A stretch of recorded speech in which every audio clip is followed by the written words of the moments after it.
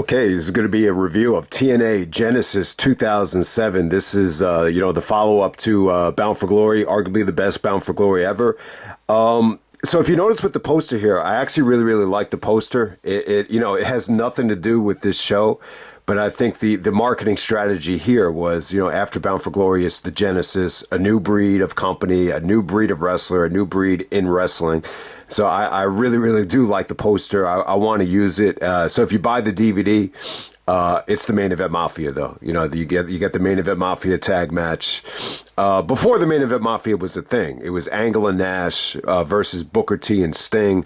This is Booker T's debut. It was like a mystery opponent, and you finally got to see Booker T make the arrival to TNA. This is coming off of the Triple H match at SummerSlam, which got a lot of criticism. So Booker T is in TNA at this time, which I think it was cool. I just feel like if you got the Booker T of a little bit earlier on in his career when he was still motivated and still hungry, I think he would have been a terrific fit. But overall, I think Booker T and TNA, was a bit disappointing. I just don't have a lot of great memories of it. I don't know why.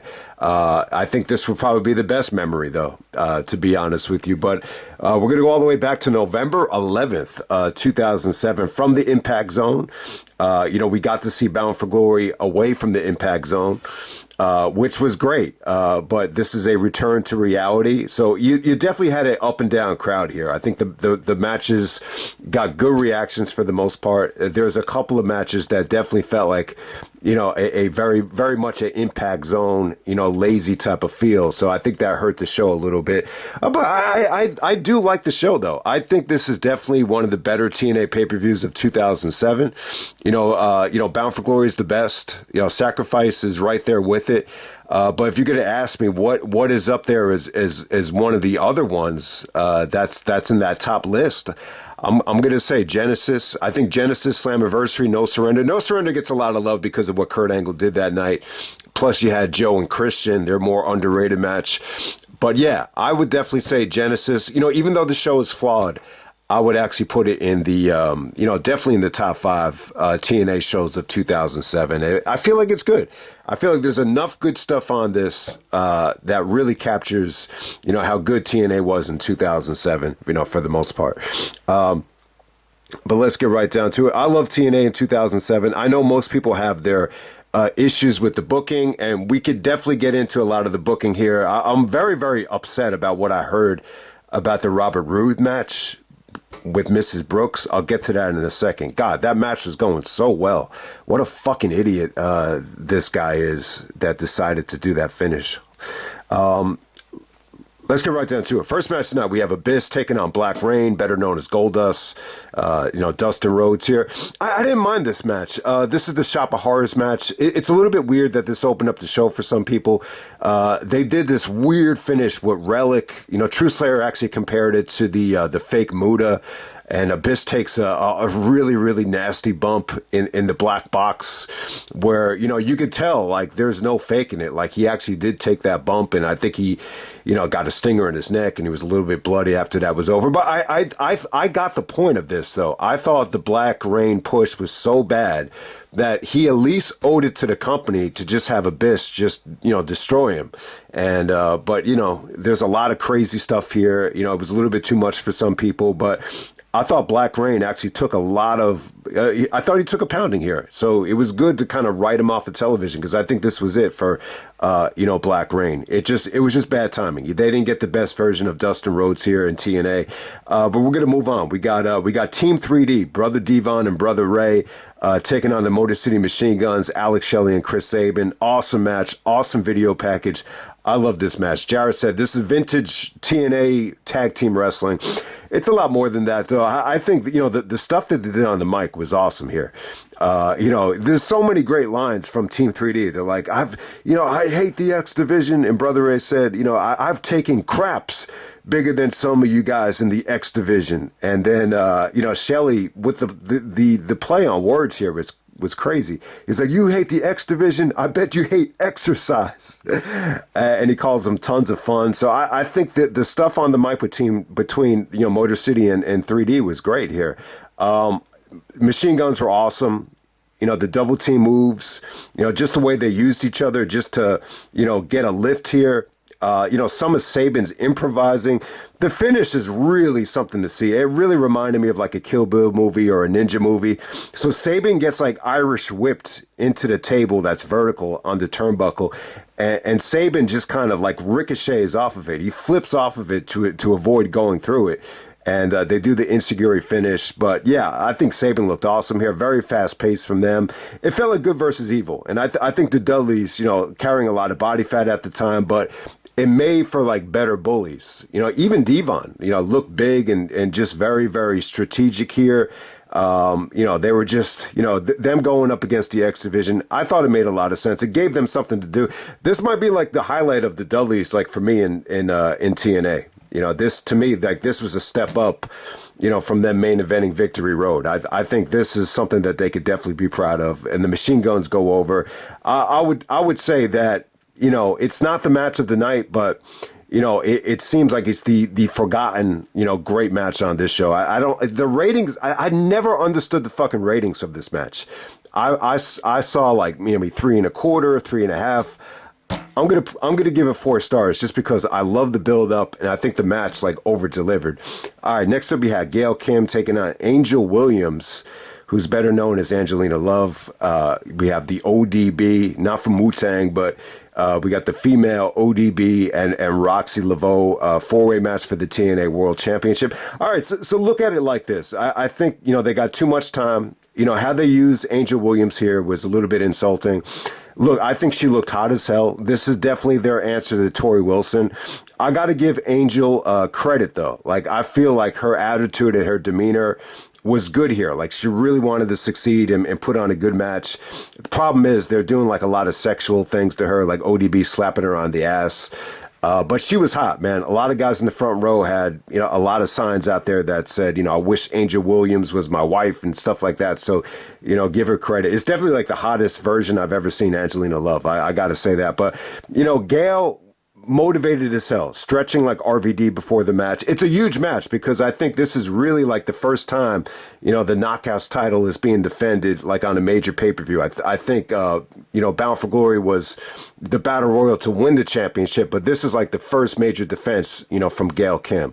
It's a mixed bag though. The Roxxi stuff with the voodoo just didn't do it for me, but I think the match had definitely some good moments, because of Gail. And, it was fun. It was a nice little showcase just to show you that, they actually had a division. But, I think the match just didn't hit for the most part, though. But there's still some good things about it, though. All right, next up we have Jay Lethal taking on Sonjay Dutt, TNA X Division Championship. I thought this was good, man. Look, there's a lot of the complaining here was that, there's no story involved. They're just doing like X Division spots. These are the criticisms like from Meltzer and Cowell and the Pro Wrestling Torch and, everybody there.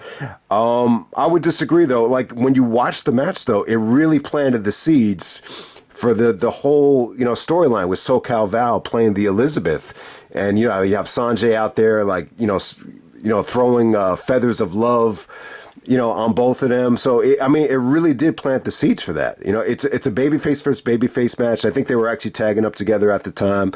There's a shot of SoCal Val, like right underneath her skirt before Lethal comes out. So they definitely shot this, planning the storyline. So to say that this had no story at all, that's definitely false. But when they did try to make it very storyline driven, they fucking hated it. But I think this was good. This was no shenanigans here.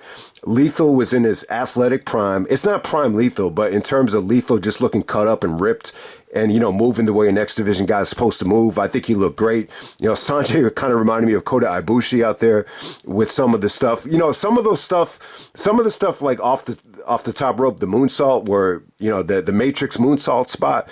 When Kota first did that, a lot of guys thought that was the first guy to ever do it. But, Sanjay was doing stuff like that even before Kota debuted.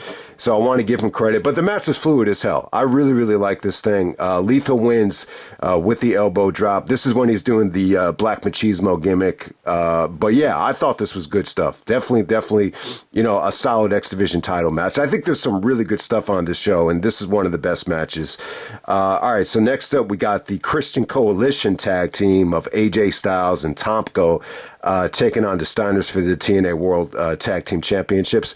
I didn't mind this. I think this definitely was a lot of fun, actually.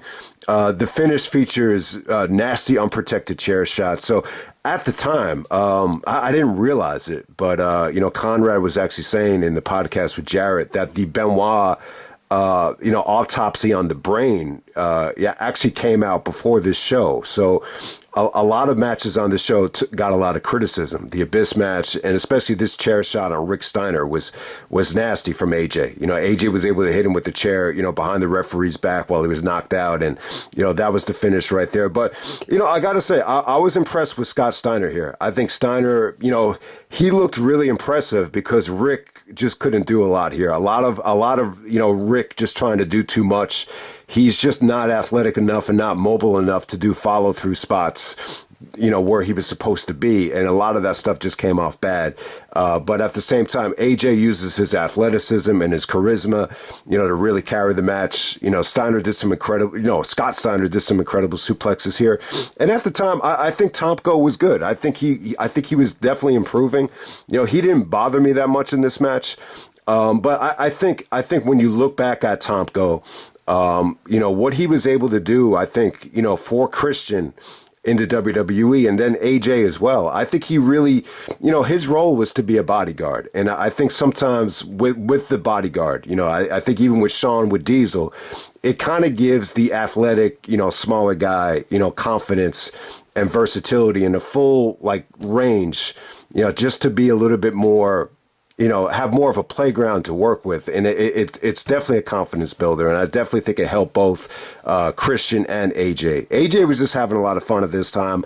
I'm not crazy about seeing AJ book with Tomko. I'm really not. But, I almost feel, sometimes I feel he was wasted here. But I think it definitely helped him a lot in terms of, microphone work and charisma. There's no doubt about it. Next up, we have Samoa Joe taking on Robert Roode with Miss Brooks. So at the time, Roode decides to take out the biggest dog in the yard. Shades of Nathan Jones and The Undertaker there. But, the reason why, Joe is not the champion, but Roode is a heel. So sometimes when a heel's trying to make a name for themselves, they'll take out the biggest babyface, even though Joe's not the champion. And at the time, Robert Roode is, acting like a prick. Like he's really, really evil. He just acts like such an asshole to Miss Brooks, and Miss Brooks is just reluctantly, with him at the time. But, they made for a good combination because of, the business, situation with Roode's gimmick, being very, corporate, and, you want to have some financial assistant out there with you. So I think that's why it worked, at least in the storyline right here. But yeah, you know what? Joe and Roode, I got to say, both guys look great here. They came into this with a great attitude. Joe is moving around. Awesome here. I think Joe, at the end of 2007, this is still Joe in his prime. Just like he looked against Christian at Bound for Glory, the pop was there. The movement was there. I mean, Joe was moving around like an X Division, cruiserweight here as a guy that's almost 300 pounds. It's really, really impressive. And Roode was good too. Like he's breaking off Joe's momentum with super kicks. He gets him off his feet for a pile driver. Joe's able to get a rope break. There's a lot of really, really good stuff here. And the finish is good too. But the crowd died during this match. Mrs. Brooks is, interacting with this blonde at ringside that's trying to, replace Miss Brooks. I think eventually she got a job as a TNA reporter. But yeah, halfway during the match, Mrs. Brooks just faints. And a lot of the fans thought it was real. So this is just, so the report came in that Russo actually told Mrs. Brooks just to fake it, just make believe that you passed out. I mean, look, if this was an older guy like a Jerry the King Lawler, we've seen that actually happen in real time, in real life. But to think an athletic, in shape woman in her absolute prime, like Tracy Brooks, is just going to faint, it's a little bit unrealistic, but the way it was done, it just, you didn't see her get hurt. You didn't see her get hit. So, she just kind of fainted. I guess in the storyline was that she was so overwhelmed with someone trying to, replace her job that the stress level was just too high. I think that's the angle that Russo was going for here. But look, it killed the match, though. It definitely killed the match. Jarrett doesn't even remember this. And I say to myself, well, that's just not good. How is that good when you can't even remember it? And there's all this stuff with Russo that came out, like all this criticism that Russo took at the time where he came out and said, I had nothing to do with this. I had nothing to do with that. And then you do find out that he had something to do with this. Like, where is the fucking filter? Why doesn't Jarrett just filter that out? Like, it just seemed like he wasn't engaged enough in a lot of these matches, and that's what hurt it. Like you heard so many times during the Attitude Era, like Vince was very hands-on. Like Vince McMahon, he was very hands-on. He was the filter. This is one example where I say to myself, well, why isn't Jarrett being the filter here? Because, you ruined what was such a good match, and Jarrett doesn't even remember this, and he was very critical of the way the match just ended because the crowd just didn't care. They ruined a really good match here. Joe versus Roode was good. I mean, this could have been the match of the night. All right, next up we have Frankie Kazarian taking on Christian Cage. This is a ladder match to become the the number one contender. This is the finals of the Fight for the Right tournament in 2007. So, I don't really remember the Fight for the Right tournaments that well, but TNA tried to brand them like this was their biggest tournament of the year. But look, we have arguably the match of the year here. I know some of you guys don't remember it, or maybe you don't even want to believe it, but I believe on TNAWrestling.com, this actually beat out a lot of matches to win match of the year. I think it beat out Angle and Joe from Final Resolution and Hard Justice. I think it beat out, Harrison Storm Harrison Storm from Sacrifice. I think it beat out the King of the Mountain. Look, there's probably some other match. I think it beat out Sting and Kurt Angle from Bound for Glory. Frankie Kazarian and Christian Cage battle it out in a ladder match and have the TNA match of the year, what some people would agree. I think it's awesome. I think it's a great ladder match. Christian gets a lot of credit for, Captain Charisma, captaining and structuring ladder matches, and this was just flawless to me. I think it was good. The only thing that was criticized here was the contract came off. I guess the papers came off, so they had to grab the clipboard. You know what? I didn't even notice it. I did say to myself, like, the clipboard looks like it's getting in the way, especially for the flux capacitor into the inverted DDT. I said to myself, man, it's taking away the shot, and it looks like it's going to get in their way. That's the only time it really bothered me. Yeah, I'm not really crazy about guys going up ladders to grab like an X or a contract. I like there to be a belt, but in this situation, you had to do it. I think the finals of a tournament, I don't think it necessarily needed to be a ladder match. This way you could like avoid, that contract even being up there. But the ladder match was awesome though. It really played the Kaz's strengths. I mean, he's a young, athletic, daredevil at the time. And, he was just doing some crazy shit out there. He did the flux capacitor. What else did he do? He did like a leg drop from the top of the ladder. And he was able to hit Christian with the leg drop on the ladder on the way down. I mean, that was pretty crazy. Christian's inverted DDT out of the flux capacitor was awesome. And then, Kaz was able to knock Christian off the ladder with the springboard drop kick. I mean, just so much good stuff here. The springboard cross bodies onto the ladder, onto the outside. Just great stuff here. They were really, really cooking. Christian, this is, so I think one of the reasons that this works so well is that Christian, was really, motivated to get Kaz over. I think a lot of people would even tell you, like, this dude has a lot of ability. He looks like a movie star, some people would say, and he's got, great athleticism. So I think Christian was motivated there. Plus, you got a no-nonsense version of Christian here. Yeah, he's actually telling AJ and Tomko, don't interfere. So it's clearly setting up the Christian babyface turn. So in essence, you really got like a babyface versus babyface match between Kaz and Christian that was just totally, competitive and daredevilish. And yeah, it was bloody too. They used the ladder as a weapon. Christian got busted open a couple times. But yeah, I mean, it was really, really good stuff. And it doesn't even go that long. It's 15 minutes of just breathtaking action. So I'm not going to say it's the match of the year. I think I've always said I thought King of the Mountain, that Kurt Angle won, I just thought that was the best King of the Mountain. So I'll give that match of the year. And it's tough. It's tough to really duplicate Harris and Storm from Sacrifice. I thought that was great. But yeah, I mean, TNA gets a ton of criticism about the booking in 2007. So, the match of the year, Kaz and Christian. I mean, I could definitely see this as like a weak match of the year, especially compared to the Unbreakable Three-Way or Angle versus Joe.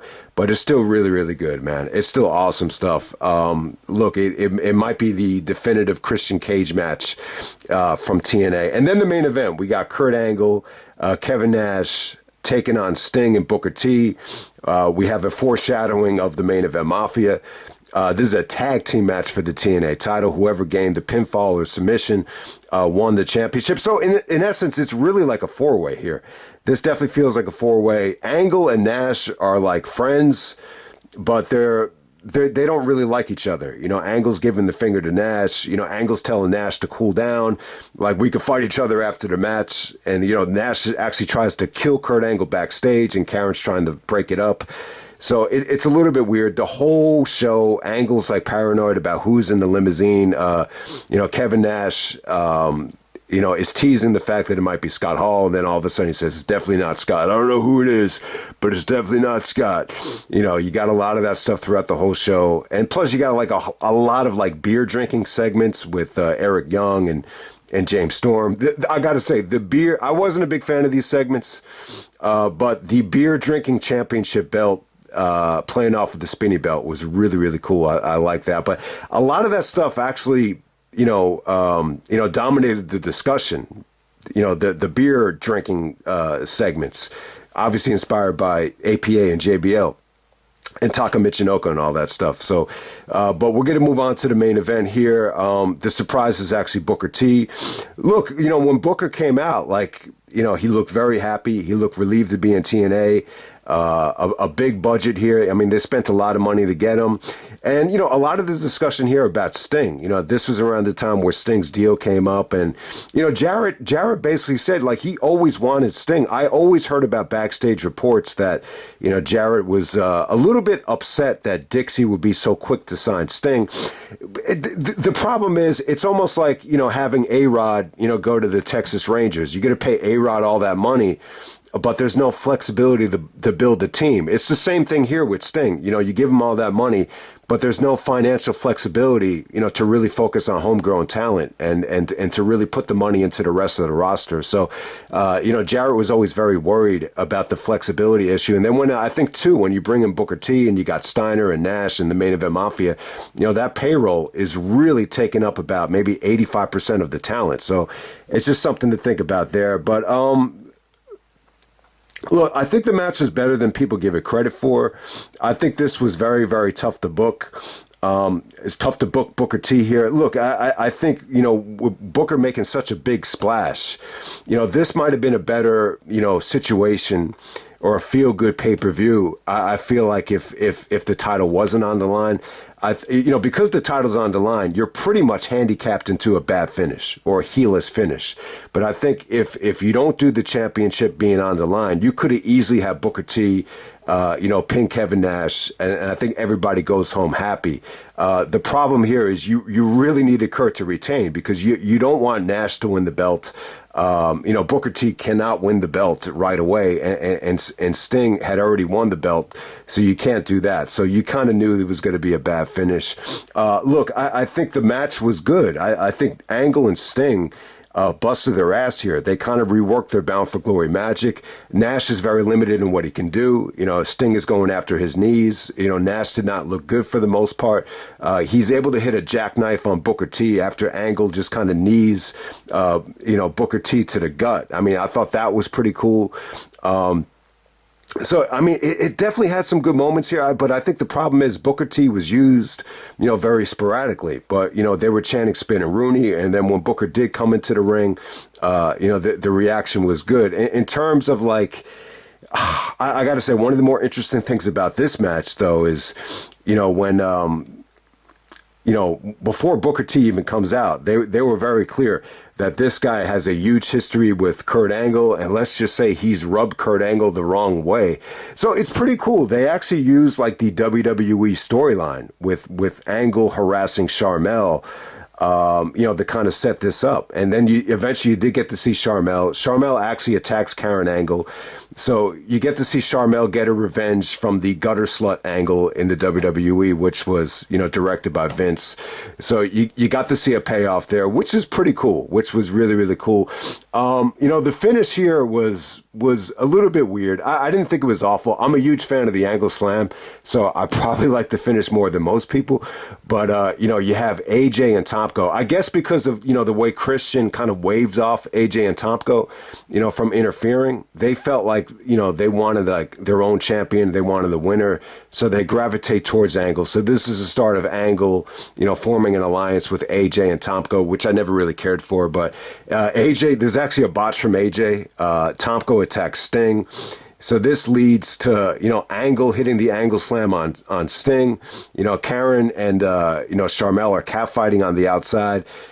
Angle is yelling at the referee to get in the ring. He drags the referee into the ring. The referee regains consciousness maybe like 25 seconds after Angle hits Sting with the Angle Slam. So it's a delayed reaction here. A lot of people didn't buy into the finish. But look, I feel like people have been kicking out of the Angle Slam way too many times. I feel like, they always could have built it up as a better finisher. So Angle retains here. It felt like kind of a mess at times. But look, it's the main event Mafia. I don't think anyone expected a main event Mafia match together to be great. Obviously, Angle was the MVP. He kind of busted his ass to make this thing work. But most people didn't really like the match. I think what you could like the most about it is, Booker T looked happy. The fans are chanting Spin a Rooney. Booker really, really wrestled this thing like he wanted to give the fans more, which was definitely a good thing. But I gotta say, a good pay-per-view. It definitely has its flaws. There's a couple of things that kind of kept this, from making my list a couple years ago. But yeah, I think Joe and Roode is the one match. I think if that had just, reached its potential, this definitely could have been, one of the better TNA pay-per-views looking back on it, because I feel like the company had a lot of momentum at this time, despite everything about, the booking of the show.